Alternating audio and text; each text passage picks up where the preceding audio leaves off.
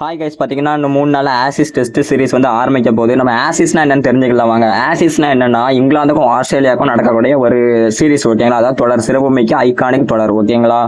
இந்த ஆசிஸ் வந்து எப்போ உருவாகுதுன்னு பார்த்தீங்கன்னா, அதாவது ஆஸ்திரேலியா வந்து 1882 வந்து ஆஸ்திரேலியா வந்து இங்கிலாந்துல வந்து ஜெயிக்காங்க. மொதல் டெஸ்ட்டை வந்து ஜெயிக்காங்க. அப்போது இங்கிலாந்தோட கேப்டன் வந்து சொல்றாரு, நாங்கள் வந்து இந்த ஆசிஸை திருப்பி கொண்டு வருவோம். அதாவது சாம்பல், ஆசிஸ்னா என்னன்னா சாம்பல், நாங்கள் வந்து அதை திருப்பி கொண்டு வருவோம் அப்படின்னு வந்து சொல்றாரு பிரஸ் மீடியாட்ட எல்லாத்தையும். உடனே அது வந்து அப்படி வைரல் ஆகுது. மறுபடியும் போறாங்க, ஜெயிச்சு வராங்க.